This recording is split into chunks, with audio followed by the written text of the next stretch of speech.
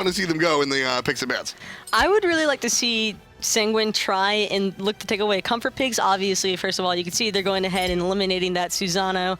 We don't want that as a potent threat. Yeah. And Dignitas responding right away with the Zeus. Just don't want to give Sanguine any AoE control. But I think the most important thing that Sanguine could look for is not necessarily any of these flashy picks that we've seen them try and make work before. Cough, cough, Geb Jungle.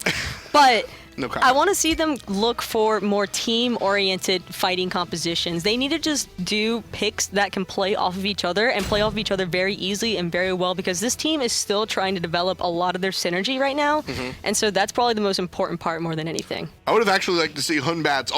Honestly, if you're going to first pick the Fafnir, I would have liked to see the first pick Hunbats for Get Fisher. Mike the Magikarp. That I think is one of Mike's better characters and fits with exactly what you were talking about, more the team-oriented dynamic. So not going to be the case here as Fafnir is locked in first. Serket and Poseidon. Poseidon will be the mid laner, most likely, for Team Dignitas. And Serket shows up nice and early, so Sanguine know that they shouldn't go any hard healing direction. Serket Poseidon also, that's a lot of burst potential that's coming out already, and individual burst potential at that. Serket's definitely something that we're going to see, probably looking to get those sneaky picks off into the back line. I like the Vulcan Awelish combination. That's exactly what we were just talking about, where you just want to get that synchronization with your abilities and make it as easy as possible for your team, really get the ball rolling early on.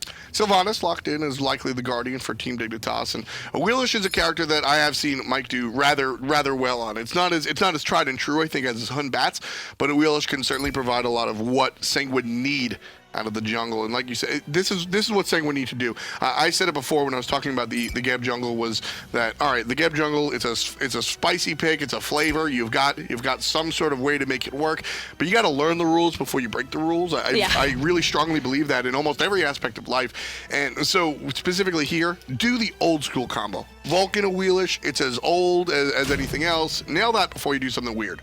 And we can see the Cupid coming through. That's another tried and true pick, which is going to help out and benefit this Awelish, in my opinion, because of the fact that Awelish already has a bit of a benefit, considering that she can feather step the Sylvanas ultimate. She's actually really strong at sticking onto that god and punishing him should he get out of position. She can lock down the Serket if need be into Vulcan, but the Cupid is really going to be, I think, a shining factor if this goes well for Sanguine, because that cripple can come through huge into these Vulcan ultimates. Look at Serket. All of her whole thing is movement abilities. Yeah. Cupid's going to shut that down 100%. Love the selection. That, of course, will be Nika, the captain, piloting Cupid. Love that. The Osiris, though, something a little bit new that we don't really get to see. Sanguine, there's their flash. How do you feel about this Osiris pick as we get into game? The only thing about Osiris is that he can be a bit awkward because of the fact that he's one of those characters where you expect Osiris to come through if you're expecting a slap boxing competition. Sure. All he's really looking to do is just poke out, poke out, poke out. So I feel like this is more so Axios picking out of comfort because he's subbing in for this game, more so than what it is Axios picking this because he thinks that it'll be like the best possible option to come through here. Because Osiris is just kind of awkward coming through, and especially since he's going to be facing up against Variety on that Emir, I feel like the Osiris could actually struggle a bit since he's so auto-attack based. It'll be really hard for him to get into that wave, and you can see already some early aggression coming out, but Mike the Magikarp coming out on top for that. Yeah, that was not the move that I figured would come out. Nika gets his beads burned early, but Arkle, he's going to have his life burned early. Down he goes. And the meditation. Nika with the credit. Gets the first blood nice and early, and like you said, grab some meditation as well. That meditation just came through so clutch, really well executed by Death Panther, cutting off and kiting those auto attacks, which is what they really needed there to get that ball rolling. So with Dark Dodo sitting out, we've got Axios here. We've seen Axios play a handful of times across the league. What's your take on this guy?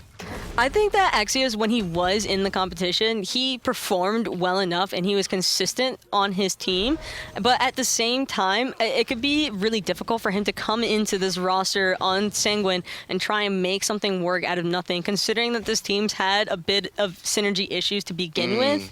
And so when you're combining all these opposing factors, I mean, he could either be the make it or break it point, but he won't necessarily, I don't think all the pressure should be falling onto him as much as what I think a lot of it is. Nika took a lot of the damage there as he walked into the So Beautiful coming out from Arkle. Not a good look at the moment for the long lane out of Sanguine, despite the fact They picked up the first blood, but don't forget level 2, maybe not right now, but level 3, definitely at level 4, Nika will have some sort of sustain by way of the hearts. Yeah, and the other thing too about Nika on that Cupid, even though he secured the first blood, I would still have to credit lane pressure to fall the way of Apollo Sylvanas every single time. That was more so just Arcale kind of messing up and not paying attention than what I think it was getting purely outplayed. But at the same time, you can see they're going ahead and invading that purple buff, which is pretty unfortunate Even considering. looking for the buff. Yeah. Very odd. Usually we see, but it does get stolen away by the guys on Team Dignitas, so Sanguine can't even look at it. It's one of those situations where you always see those characters go for the small 2 ogres next to the big buff, but very rarely do you see them go for the big buff. Why do you think Dig went for the purple? They knew that they could secure it. Nika's already still so pushed out. He's just now getting his hearts where he's able to sustain himself to that 70% point, and it's just really hard for Sanguine to really try and prevent that invade from coming through.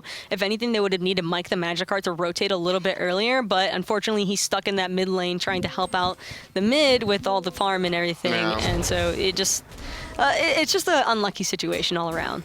Mike shows up, steals some farm, and walks away, so Nika not getting much help. Oh, the taunt, one shot's gonna hit. Axios gets ulted, likely to fall, definitely gonna fall here. Hugo Fred gets credit for the kill. Nice little solo gank coming out there. Variety has had pressure in this lane pretty much the entire time, but Hugo able to find a space. And you can see Variety even baiting it out there for a little bit, going ahead, eating up some of those auto attacks, taking the poke, and Axios he's starting to feel himself with that, and went ahead and kept engaging, not realizing that it's only because Kivo was coming right around that corner. Variety is very good at playing all aspects of the solo lane, and the mind games portion definitely not lost. The fact that he's on one of his signature characters here, the Ymir, I think when you say signature Variety, you're looking at both Ymir and Tyr. Yeah. And Ymir certainly, I almost like him more on the Ymir than the Tyr, to be honest with you. He just finds these crafty plays in the jungle via the wall and sometimes a stun that creates an interesting situation that the enemy team has to fight into. I'm just waiting for the Thanatos to make a comeback, honestly. It's been a while. It has been a hot minute, but he's just been having so much fun escapading with Tyr all the time because teams, you can't really ban Tyr, you can't really ban Ymir. That's true. And Variety's just been having the time of his life because of it. Exactly. So, it's if you're going to give him his favorite every game, what is he going to say? No, thank you? No, I'm sorry? So, he's absolutely going to take it. I'm happy not seeing Thanatos in the solo lane. It works. It's just not one of my favorites, put it that way. I thought Thanatos was one of your favorites. In the jungle. Because then he can rotate the map and be useful all over instead of being relegated to a single side of the map and only being able to use his execute in a certain part of the game. I prefer him elsewhere. I do understand that he works, but I'm allowed to dislike things that work. Okay? Fair enough. Fair enough. We can all dislike certain things. Yeah. So what's your put it this way? What's your least favorite viable character in SMITE right now? In SMITE right now? Yeah. Hands down, probably Cupid. Cupid? But he's so good. Look at him do his thing over here. Cupid's just so annoying. He's like small, his voice pack is weird, he looks creepy as hell with this skin. There's a lot familiar with Cupid and you, just putting that out there. Big pull of Variety out of the jungle. The Magikarp gonna show up, and here's help from Death Panther. Transformation doesn't even need to be done. Mike the Magikarp picks up the kill. It's the second for Sanguine. Death Panther looking for number 2 as he jumps on Cuvo. Dash away, and that'll be that. 2-1 read the kills, and it's 5:16 on the clock. That dash away, barely getting Cuvo out of danger too from the Wheelish thing, and then look on your face, I haven't forgotten what you said in the slightest. I am not relatable to Cupid. You are basically Cupid. You're small, you're annoying, your voice pack's kind of weird. It's just like Cupid. Twitch not supposed to know about that yet. Way to spoil. Have not. I just meant what you sound like in the day-to-day. That's what I'm putting out there. And you can see Nika looking for the solo. He wants it so bad. Another thing, you're always looking for the solo kill. Not going to find it here. Nika drops the ult, walks away. Also, that cripple works against the Apollo as well. Not going to be able to find the dash, but, if you ult him under his tower, he's kind of relatively safe as is. Not going to have the help should Nika get ganked. But the rotation not coming all the way to the solo lane, just going to those oracles. Also, you can see Arceal opted to build Devo's first item, so him going for the Devo's Rush opens him up a little bit more to this Cupid engage. Yep. Cupid's just going to try and pressure him out as much as possible with that ultimate, especially since he already has the boots online. He'll be probably looking to finish off that Transcendent second. That's pretty standard Cupid build coming through. And it'll be really tricky for Arceal to play around this early on because his ultimate isn't... It's a strong ultimate by all means. Apollo's great for escaping certain situations, but the burst potential that can come out on the side of Cupid is definitely more than enough to take out Arceal if he's not careful with it. Arceal can get out of damage from the ultimate. Beautiful jump by Axios here. Variety likely going to eat it again. Here's a slow and one more shot. Axios gets the better of Variety. That'll be another kill coming out from Axios. Gets help from the jungler, so can't quite say soloed, but I'm sure people will say it anyway. Axios versus Variety, the substitute, who Axios had an interesting stint on an Ataraxia team once upon a time. Not the greatest player, at least from his performance then, but he's getting the better of Variety here in the solo lane. Quite an upturn, huh?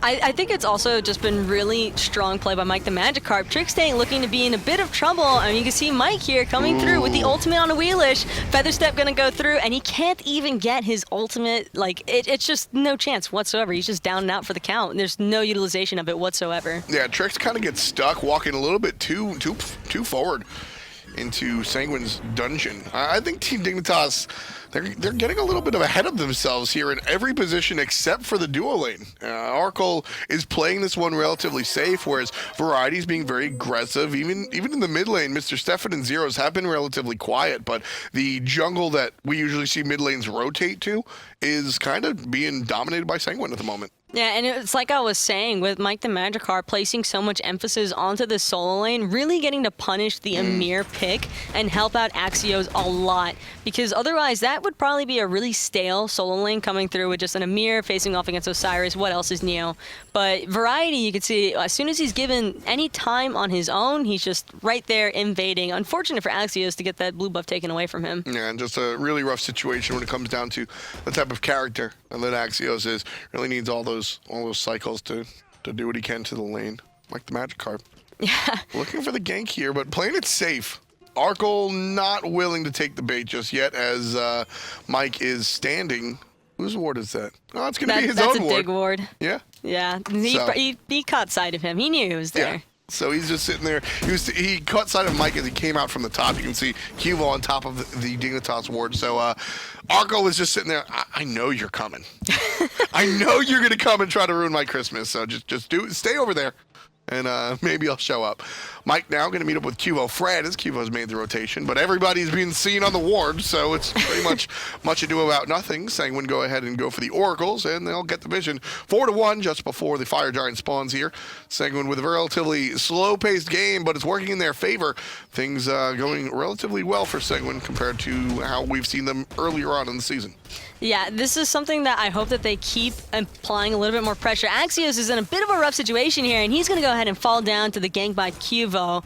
Let himself get a little bit too poked out there by Variety, not really paying attention to how much damage exactly that 2 is doing. With the Pen Boots online and a Mark of the Vanguard, he's tanking a lot of damage, and he's also dishing it out as well. And for Axios to allow himself to get that poked out, it's going to be pretty rough for Sanguine, because you don't want to open up that side of map pressure, especially when Mike the Magikarp has been placing so much emphasis on trying to keep him just even in the lane. Early in the build, we're going to see the Frostbound Hammer coming out from Axios, which is an item that we just haven't seen much of. I think we saw it once last week, and prior to that, it's been multiple splits, I think. Heavy Hammer got changed, and that's why we saw sort of a walk away from it. But Axios walking towards it. Sanguine walking towards the Gold Fury, quickly leashed out as Team Dignitas show up. You can see as soon as Arceal took to the sky, that's when Sanguine was going to walk away from that objective. They get the Apollo ult, and that's going to be a good look for Sanguine. Yeah, you don't want to go and try to make any kind of fight happen when you've got that Apollo ultimate going off in the sky. Not to mention that the rest of Team Dignitas was already aware, and they were starting to make the rotation over, which could be pretty rough, because if Sanguine had chosen to try and engage that, sure, very good likelihood they could have taken it, because they do have the Vulcan, and and turret and ultimate from Vulcan's very strong secure. But at the same time, do you really want to risk wiping in a team fight and then potentially losing your T1 tower and then getting nowhere off of that but behind? Yeah. Or, you just want to fall back at that point in time. It's the risk versus reward. Right now, it's a tie game for all intents and purposes, but Sanguine leading by, 5,000, that's Sanguine, you're feeling good, that you haven't done anything really egregious against what could be the number one team this year, so definitely don't want to make that throw. That's a throw, 100%. Where all right, guys, we're doing well. We're treading water here. When we just give the enemy the Gold Fury, I think we're going to see Sanguine, especially considering who their opponent is, be more safe than not here. Dignitas still being regarded as an EU powerhouse even after splitting with Elevate on Thursday. It's still essential for Sanguine to not just go ahead and roll over dead in these scenarios. You can see Variety picking up that T1 tower and looking for the potential fight. Death Panther going to go ahead and ult away into turret. Oh, there's the ultimate over the top. Variety gets taken out. Axios gets credit for the kill, but it all belongs to Mr. Stefan. That rotation probably should have come a little bit sooner, but better late than never. Down goes Variety. Good play coming out from Mikey. Zero's going to be in trouble here. One more basic does it, and the jungler hops away. Great game from Mike the Magikarp. What a turnaround from what we've seen him do earlier on in the season. This is a character that he is leaps and bounds more comfortable on, and it's really showing in his gameplay. His confidence is there. Nika is looking to pick up Trix tank, and he's on the run. And Death Panther hops over the wall, finds a little bit onto Trix, but not enough to really secure it. Oracles will be 5-man shared by Sanguine here. Gold Fury started, but not really even thought about as Cubo Fred shows up, gets taunted, gets controlled, but there's a jump forward. Sanguine want to fight this 2-on-4. Ultimate out of Variety, he'll be the third, but Team Dignitas still on the good side. Axios takes out one after Trixang finds the kill onto Mr. Stefan. It's 1-1. What an interesting play coming out from Dig. Variety battling 1 versus 3. Now here's number 4. Ymir falls down for the count as well. Sanguine, that Dignitas was very aggressive. Dignitas really wanted that engagement for some reason. I think it's because they figured that Sanguine was going to potentially look to go for that early Gold Fury because they just secured a pick, and typically that's a point in time where you want to look for an objective. But Sanguine, recognizing that they were too low health and backing off immediately, very, very smart decision making. They baited Team Dignitas into their side of the jungle where they just split them up. You saw Trixtang had to go running back towards that Gold Fury side, but Variety was already way too committed, way too deep into the jungle of Sanguine and just falls down easily at the red buff to 3 people surrounding him. So ultimately, Team Dignitas get what they want and they stop the Gold Fury coming out. I think it's very obvious that I thought that was a poor play, because that actually wound up being a positive despite the fact that Team Dig lose a couple of players. It's not much of a positive considering the fact that even though you're preventing a little bit of gold going the way of the enemy team, you're still falling behind in experience. And at this point in time, experience is what matters. So sort of net neutral. Trixtang jumps forward as he gets the ultimate out. And Panther will just walk away. Vulcan ultimate at the expense of Poseidon Aegis and Sylvanas Soul. I'd say that's a very happy trade that Sanguine will make any day of the week. Still on top. Sanguine right now leading by a hair underneath 1,000. 8-5 is really the story of the game here. Sanguine have just had Team Dignitas' number, most notably on Variety, on his signature Ymir. Mike the Magikarp has really been able to make this pressure happen in the solo lane. They are not giving Variety any breathing room whatsoever, and even though Variety is known for this Ymir pick, at the same time, it is very punishable because of its lack of mobility, and Nika going ahead. Archeo, where'd you go? That's one of the beautiful things about Cupid that doesn't really get spoken about, is the fact that his dash is the size of a football field. I mean, it's American football field, excuse me. I mean, it's longer than Agni Dash. It's almost double the size of an Apollo Dash. It just covers so much ground, and it's relatively quick that Nico is sitting there just quietly firing basics at the. All of a sudden, he's in your face. And there's a fire. There's a heart bomb is the word I'm looking for. I am not having the best of days, but my point is the fact that the Cupid sort of comes out of nowhere, everybody jumps on top, and Arkle looked like he was just going to sit there and then throw So Beautiful and then walk back to lane as the enemy takes the Gold Fury. But instead, he gets surprise collapsed on, and a lot of that has to do with, I think, the quickness that Nika's dash comes through with. And you see, like, the Transcendence definitely paying off right absolutely. then and there. With the Ickfall, opting for that Ickfall, I think, is a really strong power spike for the Cupid, because Cupid isn't necessarily one of those characters that is known for being a hunter that you want to build AA base, but after his buff came through to where he now gets a little bit more attack speed as you're leveling up this 3, Right. it actually makes it way more viable to go ahead and pick up at least 1 or 2 attack speed based items. And you can see Arkil taking the wrong side of that trade there, already poked down to half health, returning to the lane. Yeah, it's one of the things that I actually like on Cupid is he's very obviously a ability-based hunter. I mean, earlier we saw Neath Paria 12 on Energy, the sub for Yaman. We saw him build a Jotuns on the Neath, and I like that. And you usually see that direction with Cupid as well, like you were saying. But the Ichabod just also helps the passive. Cupid really wants to be able to build up that passive to ensure that he gets the stun. Death Panther gets stunned out on the backside as his team starts with the Portal Demon. Trickstank now going to be controlled by Axios, still sticking to him. Wants to get the stun, but it's just a zone. As the rest of the team is working on the Portal Demon, half HP right now. Team Dignitas trying to respond. There's the Shell as the inevitable initiation comes. Trickstank pops the ultimate. Portal goes the way of Sanguine, but Death Panther in some trouble transforms. All grouped up, but they're behind a wall, so no follow-up. Jumps forward on Trix. Bang! Mr. Stefan with the shotgun takes out Trix. Still chasing down Zeros, looking for the stun. Gets it! And here comes Mike the Magikarp, just going to toss out some help. Death Panther tosses out the med. And that be that. Big wall separating the support, but Death Panther should live through this, and he will.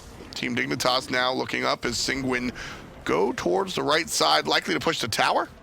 Most likely going to be looking to push that tower, or they could potentially look to just back, buy some items based off of that fight, and then look to re-engage through that Portal Demon.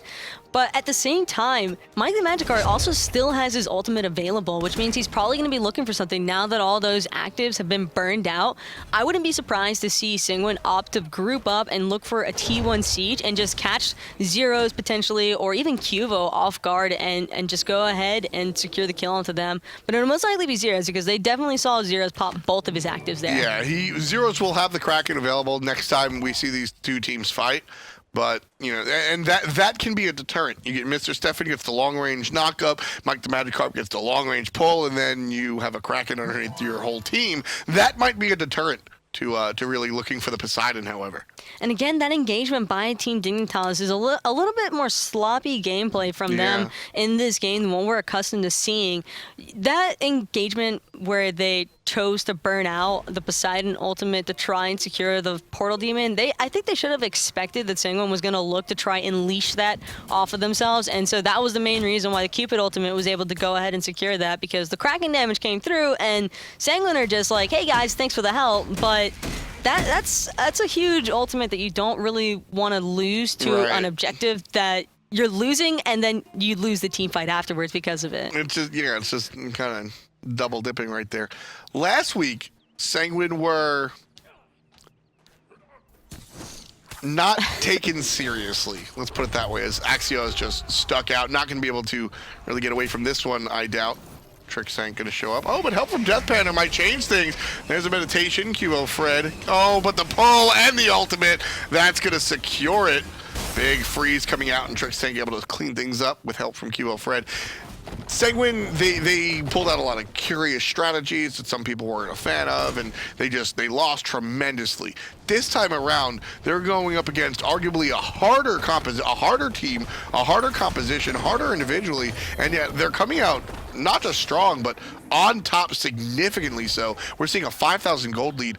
Taka, what's the difference? What happened in the off time? It's really just their draft. Their draft is so much stronger right now, and they're able to combine everything together. Nika's probably going to fall down here. Yeah, I missed it. A little unfortunate, but at the same time, they already secured that T2 tower. There isn't really much that Team Dignitas can look for other than this Gold Fury, but even still, Gold Fury isn't as big of a deal as that T2 tower is, because sure, it'll even up the gold, but at the same time, you don't have as much map pressure to worry worry about on the dual lane side as you would for Team Dignitas. They have to be cognizant now that, hey, our TT tower is missing. Our Phoenix could potentially be exposed, whether or not Sanguine looks for the split push. You know, you're not really aware of that, but it's also just the fact that they can have the waves pushed up higher for when they're looking for fights on that Portal Demon or Fire Giant area in the future. It's also the fact that there's no safe spot post Gold Fury.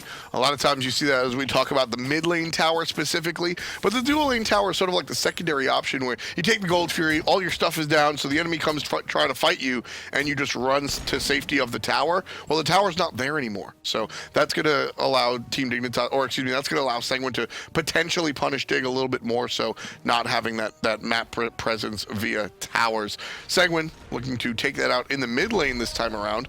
Variety's here to protect it, but just Variety. The rest of the team of Sanguine grouping up here. Dignitas still waiting.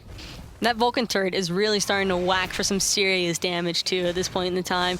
Mr. Stefan's just been quietly farming away in the backside. He's got 50 stacks on that Doom Orb, and he is a threat right now with that. Absolutely. I mean, Vulcan at this point in the game, earlier on it's a much different story, but Vulcan at this point in the game winds up being a ranged Tabua, in my opinion. You have that backfire, which hits just as hard as Water Cannon on just as small of a cooldown, except it's ranged, so that makes it even better, right? It just becomes very, very, very scary. Mr. Stefan on this Vulcan. It's incredible to note, though, that even with Mr. Stefan farming pretty efficiently, Sanguine had been 2 to 3 4K gold ahead of Team Dignitas his entire time, but Zeros is actually 2 levels ahead of Mr. Stefan. And where do you reckon that comes from? That's just efficient farming all the way around. That means that he's probably been picking up 1 or 2 more waves extra to himself, but at the same time, he's also had less to worry about in that mid lane. He's been playing a lot more passive, and he's just rotating off cooldown around the buffs to the oracles, wherever possible. If there's farm available, Zeros is going to it immediately. Right now, Mike Magikarp gets his beads chased out, jumps away. There's an ult from Nika to sort of save him at the moment, but Arkle going to take to the sky. Zeros takes him out with the water, and there it is, landing on the ground. Finally, Variety looking for some help on to Mr. Stefan. Beads chased out. There's Control. Beautiful Whirlpool. Arkle's going to follow up. Team Dignitas looking to take the lead right now. It's still tie game. Sanguine technically in the lead. Axios gets controlled, gets dashed on. Kibo Fred picks up another kill for himself. That's 3-0-3 for the jungler on the side of Team Dignitas. They pick up their first team fight, what seems to be their first full team fight victory of the game, and head towards the Portal Demon. Everything that could have worked out perfectly for Team Dignitas there did. Variety's walls on point, cutting off Mike the Magikarp, first of all, on that Wheelish. No escape into the freeze, just gets picked up super easily. That's the first casualty. And because of that, it's just a chain of disaster for Sanguine. If one goes down, Sanguine's comp is so heavily team-oriented that they need every single part of that for it to function properly. And when one member is down, this is what happens. Fire Giant comes through, you lose the team fight pretty significantly at that. Everybody on the side of Dignitas was full health even, and now they're just going to be free to go and siege up these towers. For 23 minutes, Sanguine led this game, honestly. For 23 minutes, not just like on the charts, but they had all of the intangible stuff that doesn't wind up on the scoreboard. They had the momentum, they had the push. Mike the Magikarp, they had the success, and it was working out in their favor. Team Dignitas, however, just hanging on by a thread. That Gold Fury put them within 2,000 gold, and then the follow-up comes up here. Dig now leading. You can see here almost 3,000 gold in the way of Team Dignitas. Sanguine can still definitely fight into this, and I think that's very important. It's up to them, however. We've seen them get frustrated in the past in much more dire circumstances. I really hope Sanguine can keep their heads here, because this has been a great game for them and their roster, both as a team and individually. And I really hope that even if this one goes to Dig, that it stays close. Whether or not Sanguine end up falling to Dignitas in this game, I think it'll be a really good learning point for the team overall, like you were mentioning, just for them to really learn how to play with discipline, learn how to play from behind, learn when to recognize what fights to take up and when to try and disengage from them. But most importantly, just how to play as a unit without getting frustrated with each other. That's the key. I mean, right there, I think that you could easily point fingers at certain players in that engage that went wrong for Sanguine, and I didn't do it on purpose. I hope Sanguine doesn't do it as well. I think that was a situation where Team Dignitas are just gonna, push forward. Arkle certainly going to push forward here. Beautiful split push coming out from the Apollo. Standard play. Sanguine should be aggressive here, taking the 5-on-4. That's what they go for. There's a big stun. The pull under the tower for the Hunter, for the support. Trix Tank goes down. Now, still a 5-on-4 as Nika gets the kill on the support. Love the play. That's exactly when you have to be aggressive. Variety turns around for the freeze, follows up with the Whirlpool out of the mid lane. We've seen that combo time and time again. Mike gets caught out. Nika gets a kill. QO Fred gets one. QO Fred gets two, but Axios answers back. Nice back and forth. It's a 3-on-2, and there's the 3 for 3. There's the 4 for 3. Mr. Stefan by himself. Team Dignitas winning that team fight hand over fist. Thanks to the Surcat. That's all that they needed to, because now we're just going to see Arkle go ahead. He's just going to take it. I mean, you've got Poseidon and Apollo. No! That's all you really need. Death Panther's not up for another 14 seconds. I don't think they can end. There's no way that they're going to look for the end here. Okay. But it's at least going to be 2 Phoenixes, I would say. I thought that's what you were saying. I thought they were going to go. No, it's too soon. All right, looks like they're not even going for the second Phoenix. So if Zeros had a Kraken, could they win there? If Zeros had a Kraken, it's still too risky. I think it would still be just a little bit too risky, because Death Panther could have, if anything, CC'd them and stunned them and silenced them enough time to buy for Mike the Magikarp to respawn, and then they both would have died indefinitely. So that was the smarter and safer play to make. But if they had gone for the end, it would have been pretty cheeky. That would have been... I would have liked to see it, but I think we would have had to see a Frenzy come out. Maybe if there was a Frenzy online, yeah. That's where it really comes through. Whoa, a red pot. What is that? Arkle buys a red pot. I don't know if he sold it or used it, but he quickly buys a blink. Most likely went ahead and used that, picked up the blink afterwards, because what's more fun than an Apollo with Blink at this point in the game? I don't know, walking on hot coals. Team Dignitas here takes the lead back, leading by about 10,000 gold, despite being 1 kill short of their opposition. A little bit shy of the half-hour mark. And Team Dignitas, this has been a war of attrition, really, on both sides. Sanguine have been able to find some of the correct fights. I really liked the aggression coming out when they saw the split push Apollo. Almost as soon as I said, this is where they need to get aggressive, they got aggressive. But it's almost, it's growing pains. This is a bottom, lower tiered team than Team Dignitas. And you're seeing, I like the plays that I'm seeing out of Mike, and the bad plays are in the same, I don't know, style. Like he's being over aggressive when he's being aggressive to a fault, but I like that a lot better than what we've seen so far. Oh, it's infinitely better than what we've seen out of him in previous sets even. And on top of that, I personally really enjoy seeing a team like Sanguine go ahead and go even though it's 10K, 11K goalie at this point in time for Team Dignitas that they've had pretty comfortably for the past few minutes. At the same time, this is Sanguine, a team that people have just kind of been overlooking this entire season so far. Going almost 30 minutes now with what's regarded as a powerhouse EU team. Absolutely. And, listen, not for nothing. Axios has put on a tremendous performance. It hasn't been, star spotlight, but I think he's impacted the game just as much, if not more, than Dark Dodo has in the past couple of weeks. Mike the Magikarp obviously has stepped it up. Mr. Stefan has kind of just been Mr. Stefan this whole time. I really think that he's one of the better mid laners around, at least on the lower seeded teams.